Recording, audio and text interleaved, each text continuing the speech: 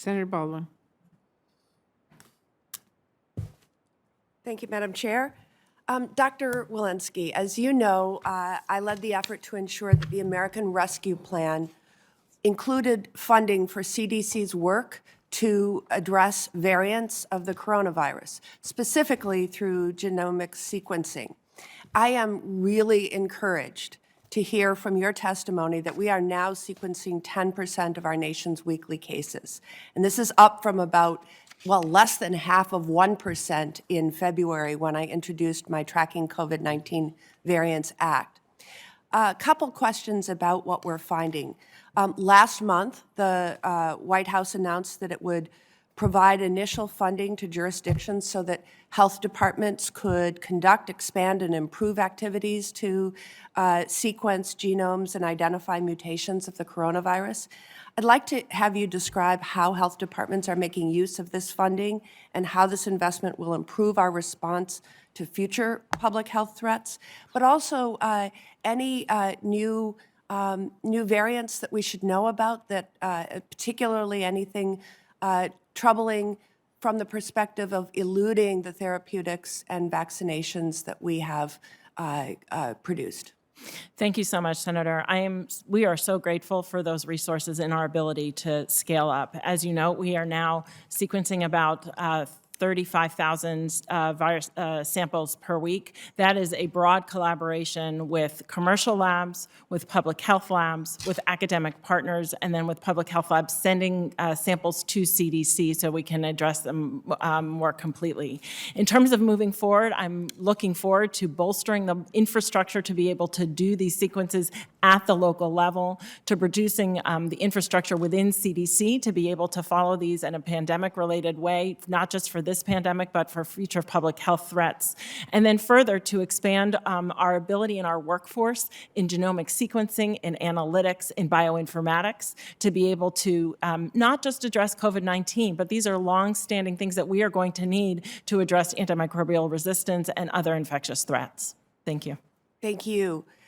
Last week, the administration announced support for the waiver of intellectual property protections on COVID-19 vaccines to help end the pandemic. I believe that this news is the beginning of our work to restore America's public health leadership on the world stage. But there's more to be done when it comes to addressing COVID-19 worldwide. Dr. Fauci, can you explain how increases in new cases of COVID-19 worldwide threaten the progress that we've made here in the United States? And how can we avoid repeating history when it comes to combating infectious diseases worldwide? Thank you for that question, Senator. Yes, indeed. As we've said so often, and it is true, that a global pandemic requires a global response. And even if we successfully vaccinate our population and get the level of infection down to a very low level, as long as there's a dynamic of infection spread throughout the world, in any place in the world, there always is the danger that variants will be generated and ultimately will come to the United States because of the travel that we know makes no place in the world separate completely from any other place in the world. So that's something we really need to pay attention to. And it's for that reason that I keep saying, and many of my colleagues keep saying, we really do have a responsibility to the United States first. We do, for sure. But we also need to take part in an effort, whatever effort, and it's going to be multifaceted effort, to make sure that the rest of the world contains the outbreak. And that could be from some of the things we're doing right now with India by giving them immediate help with oxygen and drugs and PPEs, but also to provide for the availability of doses of vaccine that we can make available to them, not alone, not just the United States, but the rest of the developed world. Thank you. One quick last question to Dr. Kessler.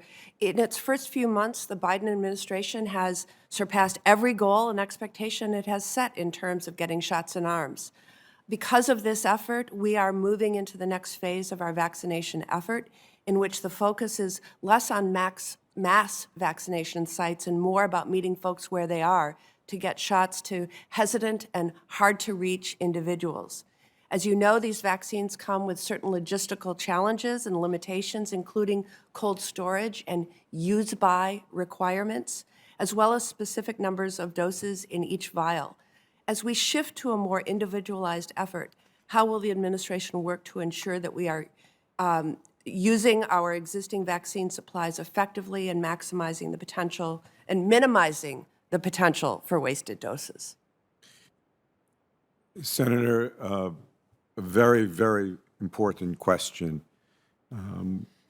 Because, as everyone on this committee has recognized and has been part of this heroic effort, initially certain decisions were made on how to maximize the number of doses produced.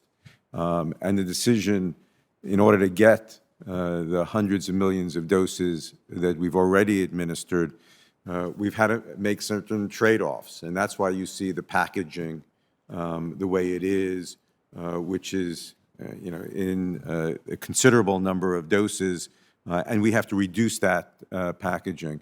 But every day, Senator, I am in awe of the contributions that many of our local community health professionals, community leaders, ordinary citizens are taking to be able to bridge the barriers that people are having. So I would like to get this eventually down into very small individual doses, but that's going to take time. And right now, we're going to do everything possible to speed that up. Thank you.